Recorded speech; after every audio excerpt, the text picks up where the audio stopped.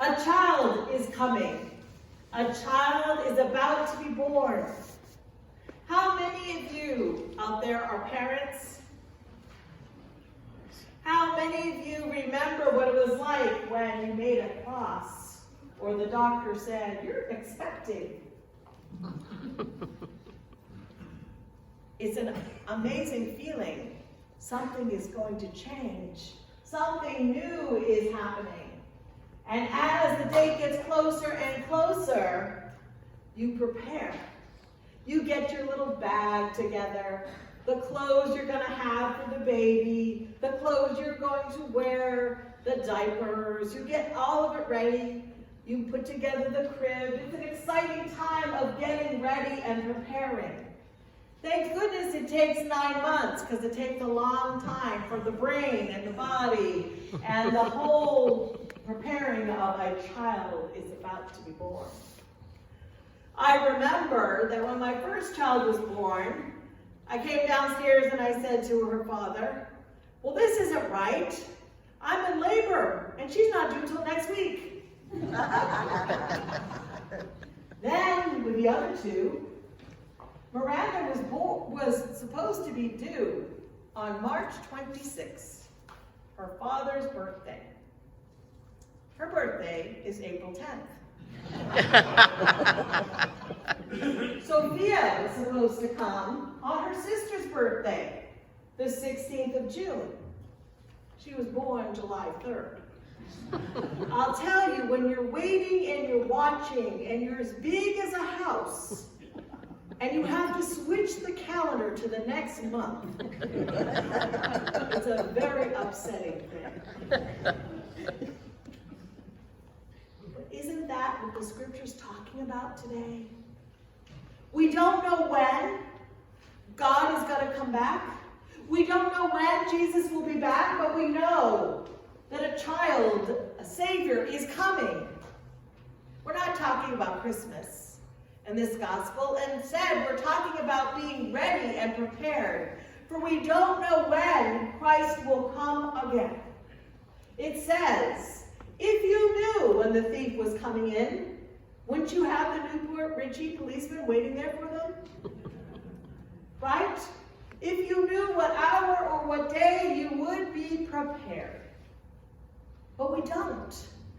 That's the mystery and the wonder of God. You know, people right after Jesus had died and rose again, they thought that that was the time that Jesus would come right away. So they were ready and they were prepared and they didn't get married and they said, okay, he's going to be back anytime now. I know it. What happened? The days turned into weeks, turned into months, turned into years, and here we still are waiting. Some people point and say, well, that's proof that he's not coming back and that it never really happened. I point and say, that's proof that we don't know the time or the date that it's going to happen. But we all must be prepared. We've entered into the season of Advent today. The season of preparation. The season of getting ready. It is not just the season of making a list of who you have to buy what present for and where you can get the best deals. It's more about preparing your hearts and your mind and your body and who you are as a Christian to welcome this child in and to prepare yourself for the bigger picture that Jesus will come back again. I think whenever we get into something that has a pattern, we tend to get comfortable. Oh, we always put the Christmas tree here. Oh, we always have the same Christmas tree skirt here. Oh, we always have Aunt Millie on this day. We get into routine. It's comforting. It's nice. But sometimes it overshadows our need to be prepared.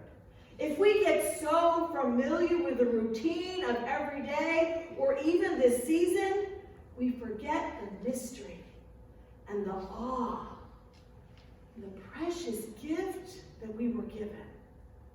A gift of a child that was born so long ago.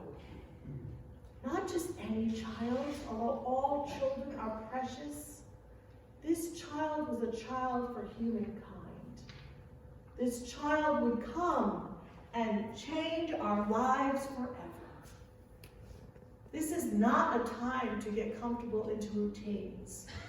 This is a time for us to be prepared, to be awake, to prepare ourselves, for Christ could come at any time.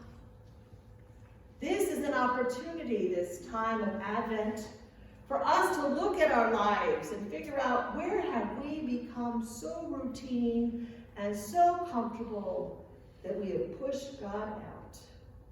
Where are there places in our lives where we need to welcome in the Christ child?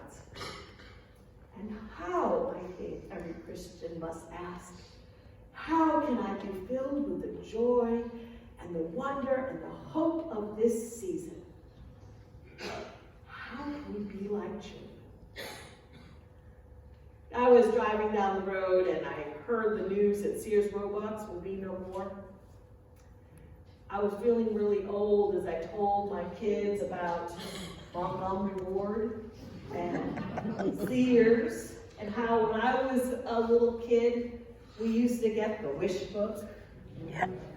Sorry, you're too old, too young, you don't know this.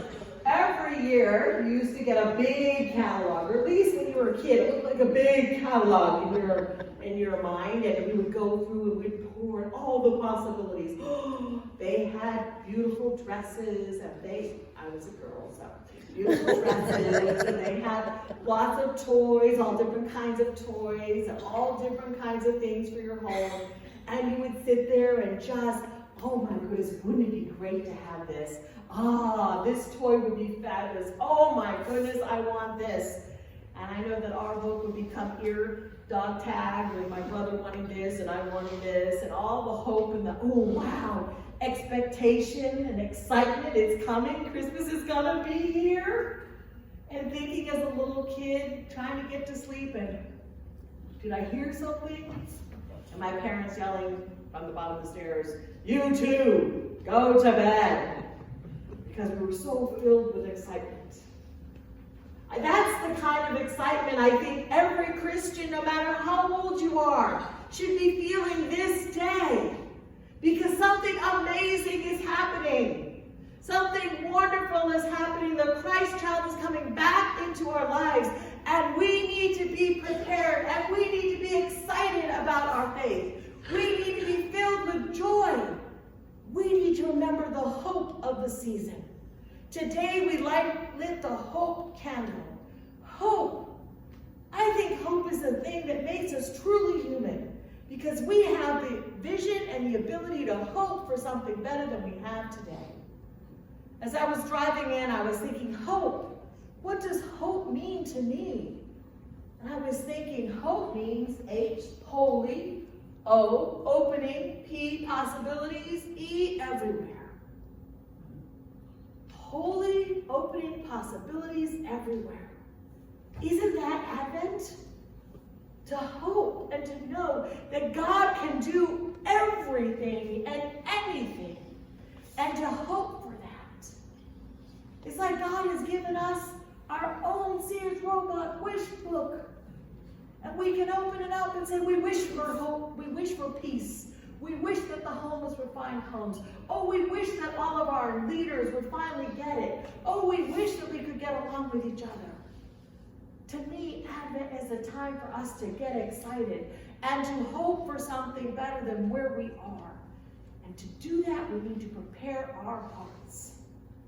Because if we believe that God is this big, and if our hearts have somehow gotten used to thinking of God this big, instead of a God this big, we're going to miss the whole reason for the season, are we not?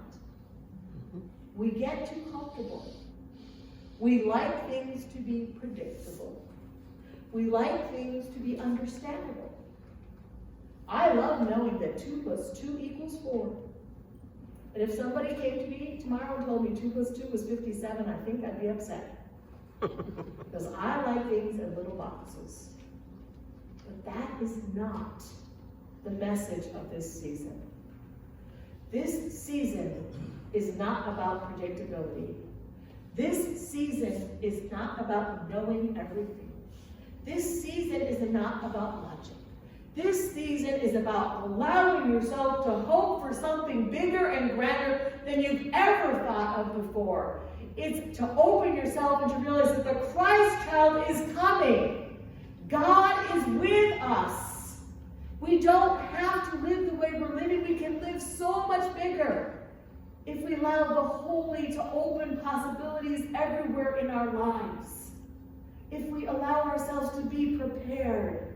If we allow ourselves to be filled with awe and joy and wonder again.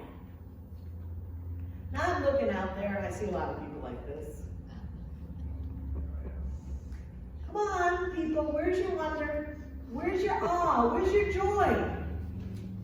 Can you please say with me, come, Jesus, come? Come, Jesus, come.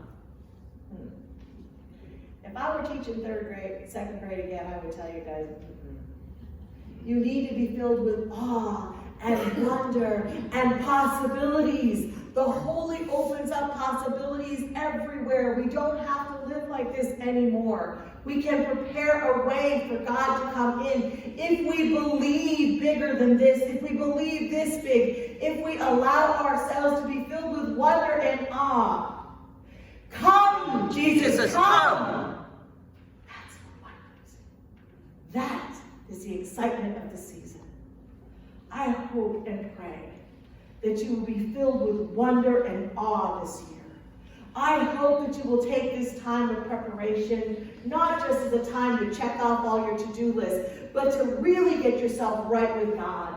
And to remember that the God that made mountains, the God that creates volcanoes, the God that put the stars in the sky is a God that is capable of doing everything and healing us and leading us and guiding us. And that God promises to come back to earth again. Will you be ready? Will you be prepared? Will you allow yourself to be filled with awe and to dream big dreams and be filled with the hope of the Holy? Will you prepare yourself? Oh, come, Emmanuel. God with us. We've entered the season of preparation. Pack your bags. Get ready. For God is going to do an amazing thing. Don't fall asleep.